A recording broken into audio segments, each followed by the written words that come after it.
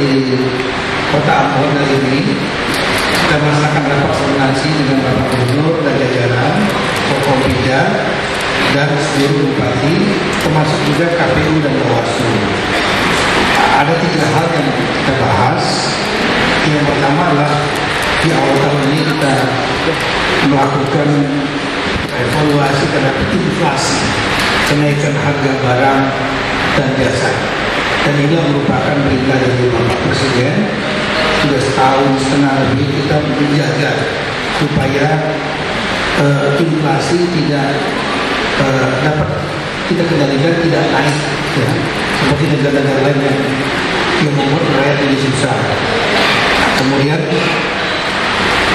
inflasi dan kenaikan harga barang dan jasa yang membuat beban masyarakat bisa menjadi lebih sulit. Itu namanya inflasi. Lawannya deflasi, penurunan harga. Nah, kalau kita lihat di tingkat nasional saat ini terjaga dengan baik di angka 2,61%. Ini angka yang baik bagi para konsumen, artinya barang-barang tersedia dengan harga yang relatif cukup baik juga terjangkau. Nah, kemudian tapi angka 2,61 ini variatif. Ada di daerah yang rendah di bawah 2,61 dan ada yang di atas 2,61. Target pemerintah adalah 3% plus minus 1. Artinya paling rendah 2%, paling tinggi 4%. Nah, di mana posisi Provinsi Maluku di angka 2,81%. Hanya sedikit 0,2% di atas nasional. Nah, mungkin ini didongkrak kemarin ya, kita tahu bahwa di daerah Indonesia bagian timur termasuk Maluku banyak saudara-saudara kita yang memperingati Natal ya, tahun baru bagian pulang kampung mungkin ya, sehingga itu mempengaruhi harga di bidang transportasi, harga untuk rekreasi, makanan, minuman. Maka tadi meskipun angkanya sudah cukup baik 2,8, karena ada daerah yang sampai 4% lebih. Tadi kita minta untuk provinsi dan kabupaten kota melakukan evaluasi, koordinasi dengan badan pusat statistik di kabupaten kota provinsi untuk tahu penyebabnya apa. Tapi penyebabnya utamanya adalah Natal dan tahun baru. Kemudian akan menurun nanti. Nah, satu kota yang memang tadi saya sudah sampaikan sudah hampir 5 kali selama tahun 2023 di atas 3%. Kota Tua, Pak Wali Kota kan relatif masih baru juga. Saya berikan kesempatan untuk segera mencari penyebab masalahnya, koordinasi dengan Forkompinda, Kapolres, Dandim, Kajari dan lain-lain untuk mencari tahu masalahnya, komunitas apa penyebabnya. Kalau bisa selesaikan sendiri, nggak bisa minta bantuan provinsi. Dan kalau nggak bisa juga ya kita akan intervensi dari pusat untuk membantu menurunkan harga barang jasa.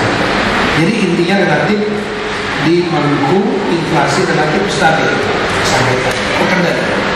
Nah, yang kedua adalah masalah realisasi belanja, pendapatan dan belanja APBD 2023. Ini penting. Kita ingin melihat apakah provinsi, kabupaten kota sesuai dengan target pendapatan dan sesuai target belanjanya yang dibuat di awal tahun 2023. Kenapa? Karena belanja pemerintah, awal pemerintah itu adalah belanja yang paling pokok, paling utama untuk mendorong swasta dan juga membuat uang beredar di masyarakat agar daya beli masyarakat meningkat. Daya beli masyarakat meningkat akan meningkatkan konsumsi rumah tangga. Konsumsi rumah tangga adalah angka terpenting untuk menyusun angka pertumbuhan ekonomi sebagai indikator ekonomi berjalan tidak. Nah, oleh karena itulah kita mendorong realisasi belanja. Kita melihat pendapatan nyampe nggak sesuai target. Kenapa? Karena daerah Maluku, baik provinsi, kabupaten, kota dari Maluku itu termasuk kategori kapasitas fiskalnya rendah. Kenapa? PAD-nya rendah, pendapatan asli daerahnya. Beda misalnya dengan di Banten, ya, yang di Jawa itu PAD-nya tinggi, ada 70%, 60%. Nah, ini sih yang mungkin yang tertinggi Kota Ambon itu 30% dan provinsi, tapi yang lain-lain kan rendah. Anggaran yang ada mengandalkan transfer pusat. Transfer pusat pun itu sudah banyak tersedot untuk belanja gaji pegawai dan operasional pegawai. Nah, oleh karena itu kita lihat tadi dari data yang kami sampaikan tadi, data real time itu yang terbaik adalah provinsi. Kenapa? Karena pendapatannya di atas 90% dan belanjanya juga mendekati 90%. Artinya target untuk mendapatkan pendapatan yang target pada akhir tahun 2022, 2002 membuat APBD-nya ya, itu bisa sampai 95% bagus. Dan kemudian uangnya juga dibelanjakan, dikeluarkan lagi ke masyarakat, berarti mendekati 90% itu bagus.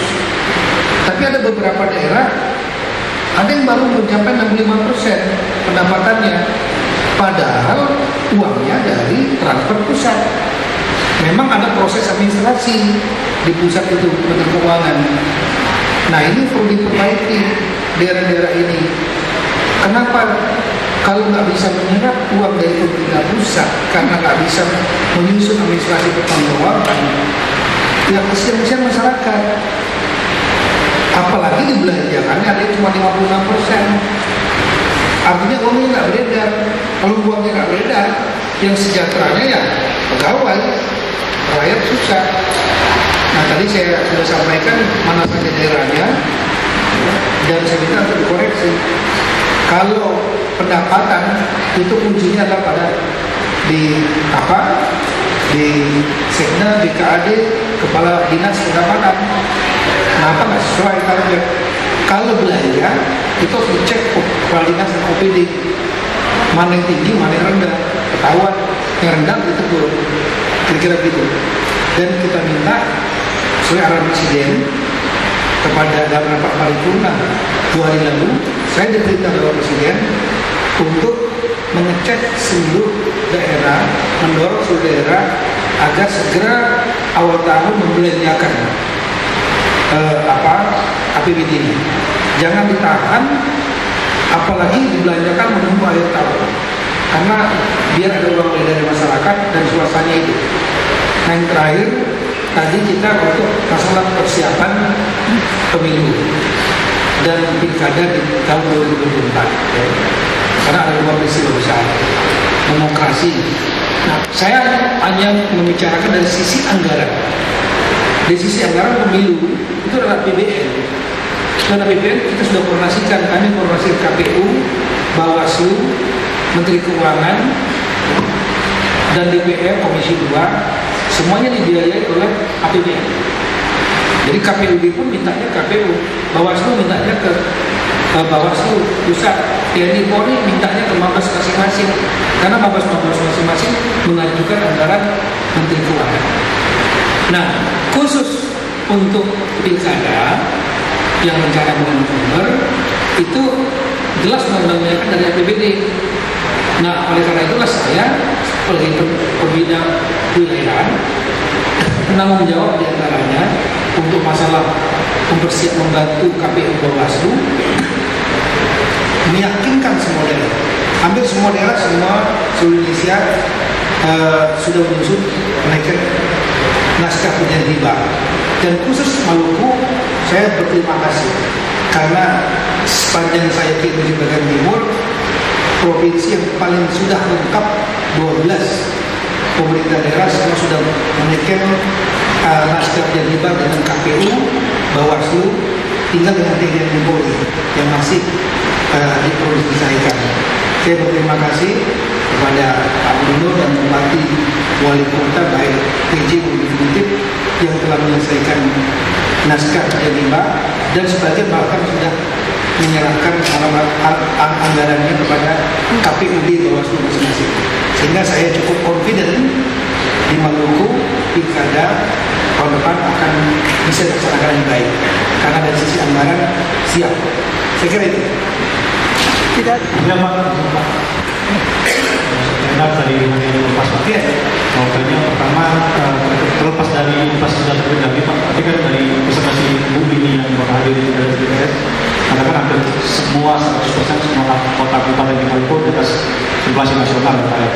Dan Bapak pernah mengatakan bahwa ada sanksi untuk pejabat yang 3 bulan tidak mampu untuk menangani. Apakah sanksi itu masih akan dilakukan dengan pencopotan itu yang pertama Pak. Kedua, kan sudah ada dari konsentrasi dari Badan Pangan ya Pak. Untuk orang Provinsi Maluku itu seperti apa penggunaan dana ini konsentrasinya. Terakhir Pak, soal belanja yang tadi Bapak katakan, mengingat sekarang undang-undang HKPD ya Pak, yang pemerintah pusat daerah ada block grant, ada spesifik grant, harapannya nggak ada belanja pegawai yang lebih besar daripada belanja fisik. Nah, dari Maluku ini seperti apa Pak? Dari hasil evaluasi Bapak? Iya, yang pertama tadi mengenai masalah apa tadi? Inflasi tadi kita sudah bahas tadi per kabupaten kota ya. Saya hanya spesifik saja yang lain tadi. 3 provinsi pun 2,81 itu masih bagus. 2,6 itu bagus nasional. Kalau bisa idealnya mendekat ke itu. Tapi tidak mendekat. Yang tidak boleh adalah kalau melebihi 3% plus minus 1. Artinya yang sampai di atas 4%. Paritas per persen itu berarti di atas target nasional. Dan saya akan memberikan sanksi pada itu. Tapi untuk tingkat provinsi, kabupaten, kota di Papua, di Maluku, rata-rata sudah di bawah 4%. Ada yang di atas 3%, 3,3 seperti kota Tua. Saya sudah ingatkan tadi udah 5 kali di atas di tahun 2003. Tapi kan ada yang di masa jabatannya sebelum PJ ini. PJ ini kan relatif masih baru. Maka tadi saya ingatkan, kalau kota Tua, saya harapkan cari masalahnya apa, kemudian cari solusinya. Supply-nya kurang atau distribusi yang macet. Cuma 2 itu aja. Atau mungkin ada masalah transportasi. Ya. Dan ini saya lihat relatif cukup baik lah di Maluku. Yang kedua tadi mengenai dana konsentrasi yang diberikan oleh Badan Pangan Nasional. Badan Pangan Nasional memberikan anggaran kepada seluruh gubernur provinsi. Ya, nggak banyak, ada 10 miliar, 15 miliar. Yang intinya adalah untuk membuat gerakan pangan murah. Ini salah satu cara untuk menahan inflasi itu adalah memperlakukan satu bansos, baik tunai maupun non tunai. Yang kedua adalah gerakan pasar murah, artinya dijual barangnya tapi harganya disubsidi. Nah, subsidinya itu dari dana dekonsentrasi dari Badan Pangan Nasional yang disebarkan kepada seluruh gubernur.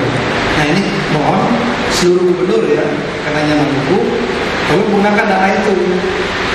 Caranya ya koordinasi dengan Sekda, kemudian dengan Dinas Perdagangan, perdagangan ya, Bulog, cari barangnya dan setelah itu di daerah mana yang diperlukan, yang dianggap masyarakatnya sulit, buat gerakan pasar murah di sana. Jadi dana dekon untuk pasar murah saja. Yang terakhir tadi mengenai masalah DBH. Iya, iya. Undang-undang membuat keuangan pusat dan daerah. Memang ada beberapa kewenangan yang ditarik oleh pemerintah pusat ya, untuk keuangan, dan itu dilakukan dengan cara mengunci, yaitu melakukan block grant dan spesifik grant. Jadi khususnya di pendidikan, kesehatan, dan itu dikunci, dan daerahnya juga dikunci. Yang dana untuk kepada daerah ya, itu seperti dana khusus dikunci sudah untuk kabupaten ini sekian, kabupaten ini sekian. Kalau dulu ditentukan oleh provinsi di Papua, ini enggak. Dan dana pendidikan pun dikunci juga untuk ini, untuk ini, untuk ini. Karena apa? Karena banyak dalam bidang pendidikan kesehatan yang diberikan peralatan yang sebetulnya tidak diperlukan, tapi hanya untuk proyek saja. Supaya apa? Supaya menjadi mantap. Itu potensi nanti korupsi. Maka di-earmark ya. Ini kepentingannya, dana ini untuk kepentingan ini, kepentingan pendidikannya itemnya ini, itu pun dibicarakan. Sehingga nggak kemana-mana uangnya. Sekiranya satu lagi.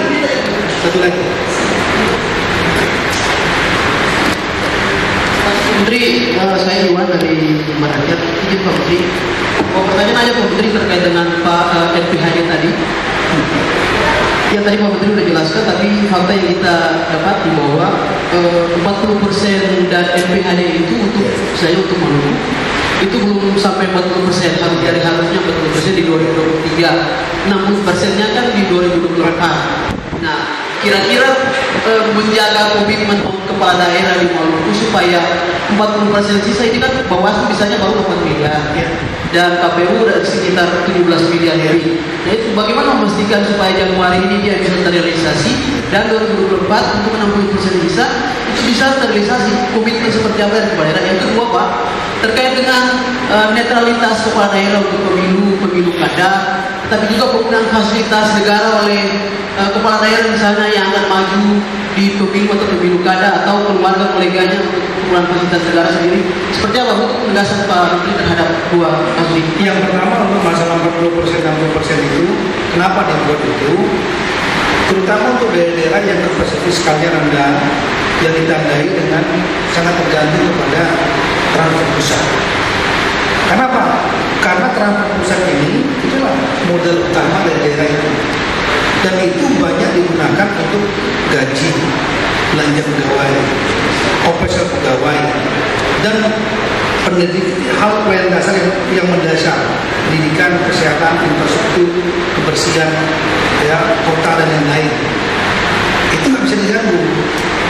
Nah, kita melihat di daerah-daerah seperti ini sebaiknya dibelah dua. Sebagian diserahkan di tahun 2023, terutama untuk KPU, yang paling besar KPU dan Bawaslu juga. Kalau TNI Polri bisa dihitung dari anggaran 2024. Kalau seandainya dibebankan semua di tahun 2024 di daerah yang tergantung dari pemerintah pusat pemasukannya, maka nanti akan mengganggu, kita takut mengganggu belanja pegawai. Nanti demo semua pegawai, nggak dibayar gajinya, pendidikan, kesehatan, dan lain-lain. Nah, saya sudah memberikan surat edaran itu pada Januari 2023 mengingatkan ini. Tapi kemudian saya ulang-ulangi terus beberapa kali. Ada daerah yang melaksanakan, ada daerah yang belum melaksanakan. Nah, bagi yang sudah belum menjelaskan 40%, mereka harus betul-betul melakukan penghitungan APBD mereka. Kebutuhan KPU berapa, Bawaslu berapa, berarti harus dipenuhi di tahun ini semua. Otomatis harus dilakukan efisiensi di bidang-bidang yang lain. Contohnya belanja pegawai yang operasional, perjalanan dinas kurangi, rapat-rapat yang di hotel-hotel kurangi, lebih banyak rapat di kantor saja. Kemudian lihat lagi harga-harga yang barang untuk program-program di dinas, ya, jangan yang terlalu tinggi, kurangi. Ada kegiatan-kegiatan yang tidak perlu, misalnya sudah yang paling banyak biasanya penguatan ini, kapan buatnya gitu. Penguatan itu kurangi aja. Saya berapa kali melakukan efisiensi banyak daerah, ternyata bisa. Jadi saya sangat yakin kalau dilakukan efisiensi yang belum menyerahkan 40%, berarti membebankan anggaran 2024. Tidak ada jalan lain hanya melakukan efisiensi. Dan saya yakin itu bisa, banyak celahnya. Gitu ya. Yang kedua, kalau untuk masalah fasilitas, netralitas semua sudah kita tangan ya. Tangan saya, MD Menpan, Kepala BKN, Bawaslu, tidak pernah kita masalahkan. Kita sudah sosialisasikan. Aturannya sudah ada, termasuk masalah penggunaan fasilitas pemerintah. Kalau ada yang melanggar, dilapor Bawaslu sebagai wasitnya. Kalau Bawaslu tidak puas lagi, lapor ke DKPP. Sudah ada mekanismenya. Terima kasih. Assalamualaikum warahmatullahi wabarakatuh. Semoga Maluku kita 2024 lebih baik.